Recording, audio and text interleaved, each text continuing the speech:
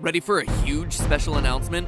Me, Markiplier, Doggo, the kings of Five Nights at Freddy's, together in one room against a brand new FNAF game with thousands of dollars at stake, live.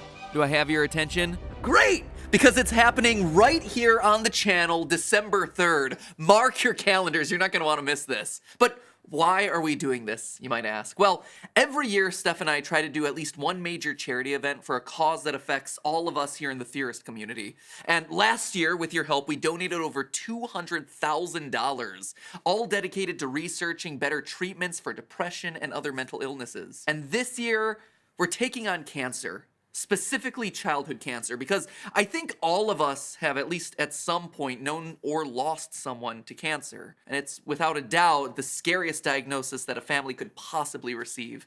And it's especially true now for Steph and I as we have our own kid. Which is why we're especially honored to be partnering with St. Jude Children's Research Hospital, which, if you haven't heard of this incredible organization, is a hospital dedicated to treating children from around the world who've all been diagnosed with cancer and other life-threatening diseases. I'm gonna be 33 years old, and I just learned this word, and to think that, like, there's a kid who's 10 years old and wrote this. Heparin? I don't know. Because I don't have to know. It just puts into perspective about how lucky you are. You don't have to know that stuff. But what's truly remarkable about St. Jude is not only are they helping children fight against the scariest diagnosis that you could possibly receive, but no one who's a patient there ever has to pay a single cent for their treatment. That is hundreds of thousands of dollars of medical treatment all happening for free.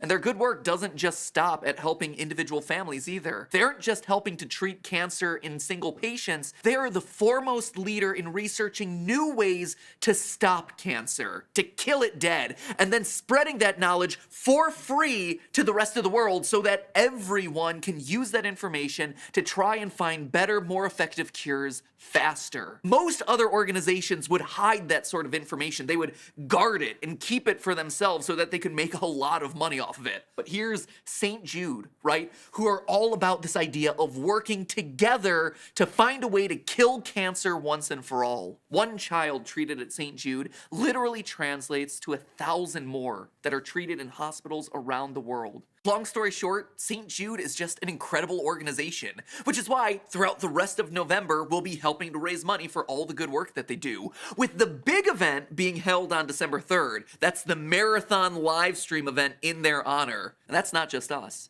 That's the Try Guys. It's Odd Ones Out. It's Rosanna Pansino. It's Vsauce3. It's Miranda Sings and Gerard and Kyle Hill. Nate Wants to Battle, Something Else YT, and so many more. It's crazy. All of these people united together to help support an organization that's trying to kill cancer. And that live stream is going to include giveaways and prizes for all you guys, donation incentives, and get this, probably the most exciting thing of all, the big reveal of a brand new, never-before-seen FNAF game that Scott Cawthon is making specifically for the event. That's not a joke. A true story, I actually emailed Scott because I know that he's a fan of St. Jude as a charity, and I'm like, hey, would you like to donate as a part of our live stream, or do you have something that we could potentially premiere on the live stream as, you know, just an incentive for people to watch?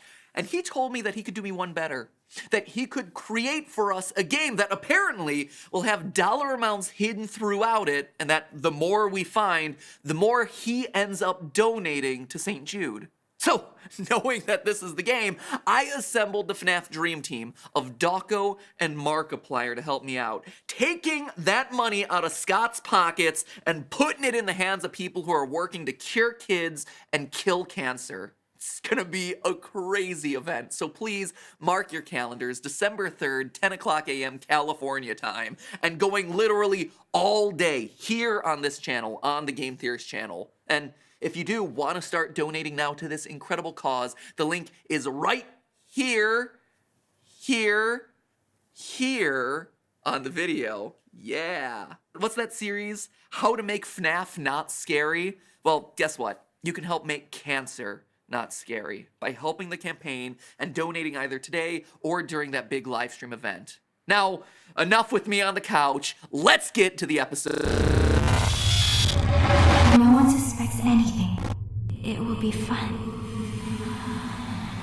Hello, Internet! Welcome to Game Theory, where today it's time to meet a new villain, because FNAF's next major killer has a face, a voice, a motive, and we even know their name. So today is actually going to be a big one, my friends. The official game may not be releasing until 2020, but we're already well on our way to understanding where this franchise is headed next, just as long as Scott doesn't shred it, burn it, and mix in another 5 monochromatic characters with frontal lobes bit off dreaming on their deathbeds. You see, over the course of October, we saw the release of FNAF VR Help Wanted's Halloween DLC, The Curse of Dreadbear, which, at this point, is getting close to like the longest game title in history. And despite the game's repeated insistence that this little fall fest was purely for fun, keep in mind that this DLC pack is nothing more than a festive holiday-themed add-on, which has absolutely no hidden intent or purpose. we all know that's a complete lie. One does not simply include casual references to 1983 in a Five Nights at Freddy's game. And when it comes to Easter eggs, I'm not just talking about one or two things here. Whether it was the FNAF 4 house perched high on a hill in the background, trick-or-treating at an animatronic-filled mansion, inching your way through FNAF 4's haunted hallways, or just taking a Disney ride that suddenly goes off the rails to revisit a familiar-looking pizzeria, Easter eggs were hidden in every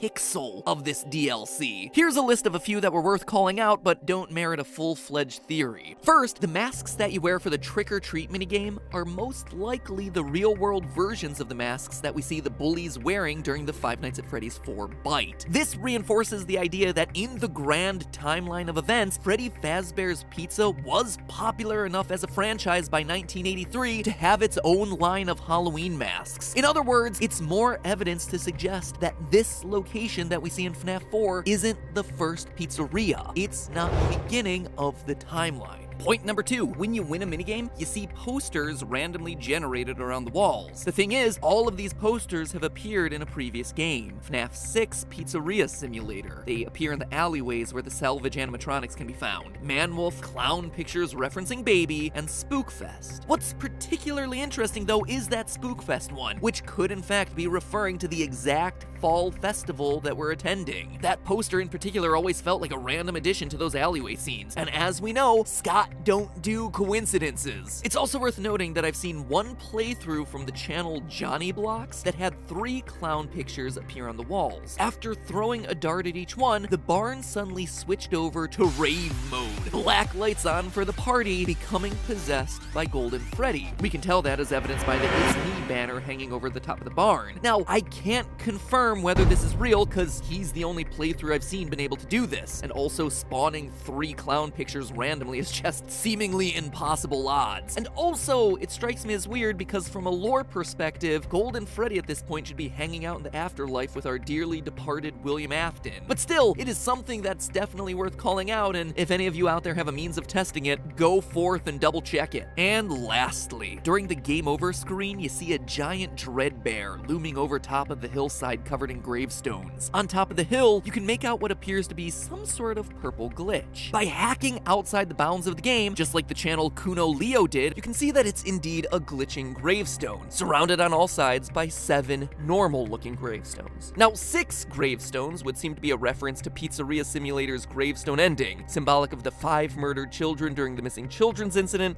as well as Charlie, the girl who dies and goes on to possess the puppet. In short, William Afton's 6 victims. But then, what's a 7th gravestone doing there? Well, in my estimation, that one would seem to belong to Michael Afton, his son, and his final and unintentional victim. Which would suggest that the glitching gravestone is William Afton's grave. It's got the purple color, it's got itself the glitch, which clearly ties it to Glitchtrap, but further cementing this is the texture that you see running along the grave, which, while hard to make out, clearly has rabbit ears. But it's the last and hardest to achieve Easter egg that I want to focus on today. The one that reveals our new killer and starts setting up the story that we'll be watching play out over the next few years of games. You see, William Afton has started himself a cult. Let's call it the Cult of Glitchtrap. And it's gonna be our job to rescue the people who've fallen under his spell. Now, if you've been watching over the last few FNAF episodes, I've been talking a lot about how FNAF VR Help Wanted is a passing of the torch, a sort of reboot for the series, an ushering in of the next generation of stories that this franchise franchise wants to tell. Stories that, yes, still come from the series' murdery past, but also move beyond it, beyond the timelines, beyond all its baggage, now with new faces and new murder to be done. And the Curse of Dreadbear DLC confirms that theory. Yeah! Ring the bell, my friends! That's right, I got a FNAF theory correct! The largest, longest, and quite frankly hardest minigame of the DLC pack is called Corn Maze, which has Dayglow Foxy hunting you down as you search for keys in an abandoned maze filled with what are truly the scariest part of the game, really loud crows. Oh God! Whoa, what the heck was that? Oh my lordy! Sure, you can find one key and escape, but if you manage to survive to find all 4 keys, suddenly a 5th key spawns in the arena, purple and glitching, which should already cue you in on what's coming. This 5th key unlocks a cellar located at the middle of the maze, one that resembles our prize barn, except now it's all torn up, looking like it's been slowly laid to waste with time. But there's a sinister gift waiting for us on the table, a white bunny mask with a fleshy, almost bloody interior. We put it on, and our breathing slows. We calm down. Our character is suddenly at peace.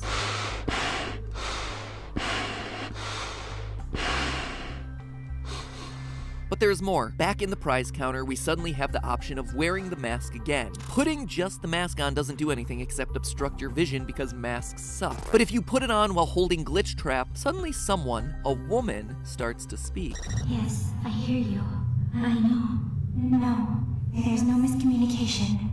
I understand. Yes, I have it. I made it myself. I think you would like it. No one suspects anything. Don't worry. I'll be ready, and I won't let you down. It will be fun.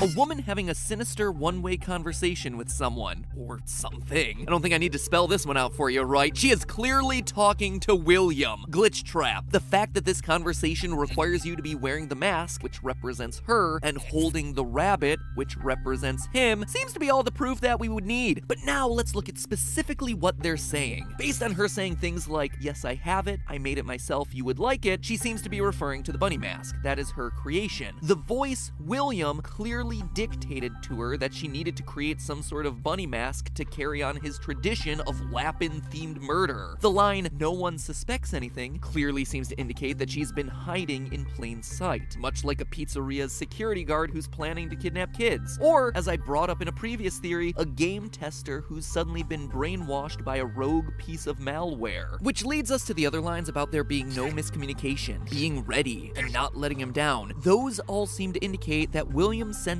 hesitation or fear in the woman about fulfilling on his plan. This is reinforced by the name of this voiced character. On Scott's Voices.com page, where he tends to hire out actors for their various roles in the game, the listing was named Reluctant Follower. So this woman is clearly a devotee of Afton, but she's hesitant. I mean, going so far as to actually kidnap kids and, turn them into remnant soup or something is a lot to ask of anyone, honestly. It's also important to note here that the word reluctant doesn't necessarily mean unwilling. I mean, it can, certainly, but in this case, it seems like she's trying to please her master, William Afton, saying things like, I think you would like it, and convincing herself that this will be fun. It's not that William has control over her body and is forcing her to do things, she's just nervous to take that final leap. What this all tells us is that William has been successful in what Tape Girl warned us about. That FNAF VR is a Trojan horse. It's carrying the virus that is William Afton. Now, whether that's him as code or AI or it's just his spirit being passed along isn't really important. What matters is that he's suddenly able to enter the minds of its testers. It's why we hear the story of Jeremy throughout those FNAF VR tapes. A man who went crazy and ultimately sliced off his own face. He was probably starting to slip under the control of Glitchtrap, but tried his best to fight back in whatever way he could. That's also why every ending of that game is a bad one. The fact that we need the green bunny to hear this dialogue confirms that all those vague cutscenes at the end of the game are of him escaping. Because without the tapes, Glitchtrap is still disassembled in the game, and this dialogue of a brainwashed devotee isn't possible. But what we're also learning here is that while Glitchtrap is able to invade the mind of a person, he can't fully possess their body. He's limited to only being a voice inside their head. He has to convince them to do his bidding and continue to push them to fulfill their mission. Mask Girl is scared, she's hesitant, she's reluctant, and must be cajoled into acting on William's wishes. She's slowly descending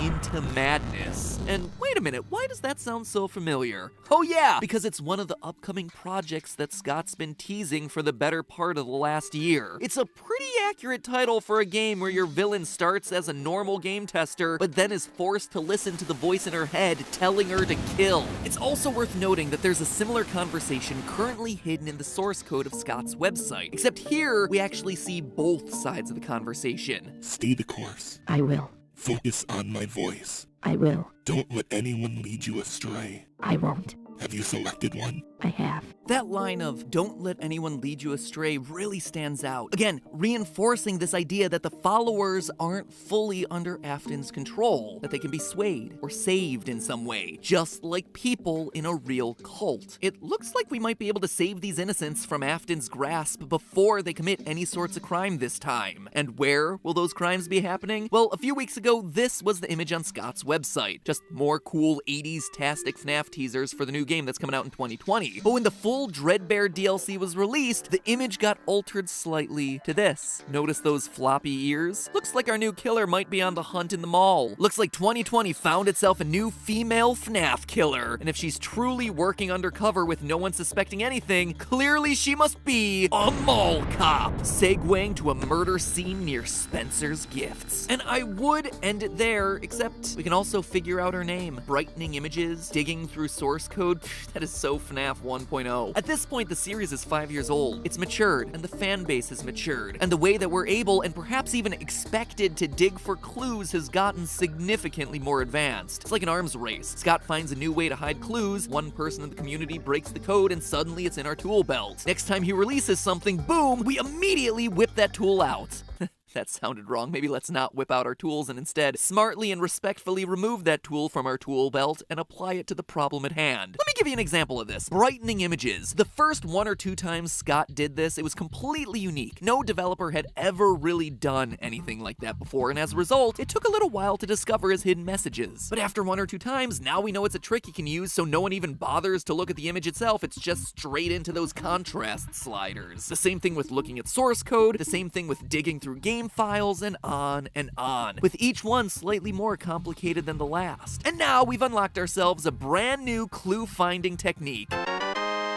In the source code for Scott's site, the shadow image and its previous form were both named the same thing, 7_1. FNAF 7 Teaser 1, nothing too exciting there. But that's only the name that Scott wants us to see. You see, I learned a lot from making an ARG over the last year, and one of the biggest tricks was that images can be opened as text files using a program like Notepad, and that the text often reveals a lot of secrets about the history of a given image. Like here, if I open up a JPEG of one of our Minecraft thumbnails, you can see that it was saved using Adobe Photoshop, even down to the specific version. You can even see that there are some text layers here, and what those text layers are called, labeled title, hardwood, and ouchie tree. We're very creative with our layer titles. Anyway, if you open up the first of these 2 Scott Games image files on the site, you see that even though it's called 7_1 in the source code, its original file name was Glamrock Fred Poster. Very cool, eat your heart out Stranger Things in American Horror Story. It's FNAF's turn to revisit the era of big hair and even bigger shoulder pads. So we know in 2020, in this new game, we're going to be introduced to the Glamrock animatronics. Very cool, gnarly, totally tubular. No, that was a 90s thing. Wicked, I think, was an 80s thing. Anyway, if you open up the new version of the image, the one with the rabbit shadow, we see that the true name of the file has been changed. It's no longer Glamrock Fred Poster. It now reads Shadow of Vanny. So it would seem that Vanny is the new name of our killer. It's an odd one to be sure, but I honestly don't think that's it. I actually think it's probably a combination of her real name, Vanessa, and her mask, the White Rabbit, or Bunny, Vanessa Bunny, Vanny. Just like Glitchtrap and Mike Bot and all the other weird ship names we have in this franchise. Every time. So there you have it, my friends. Preview of the coming events in the FNAF franchise. It's the story of Vanny. Vanessa Bunny, a normal person driven into madness by the voice of William Afton talking to her in her head to go out and kill people. She might be the only one right now, but there could be hundreds out there. A cult of Glitchtrap, if you will, following in his bunny-toed footsteps. And we know that this is the case based on the fact that Glitchtrap is still seen dancing in the background of that DLC. He is now apparently able to copy himself. It's worth noting that that's an Easter egg that was left in, actually overwriting an oversized Dreadbear. So you know that this one's intentional, right? It says that Glitchtrap is a copy, and that he's able to copy himself over and over and over again. The cult of Glitchtrap spreads. Now we just have to wait for the next sign of that killer to strike.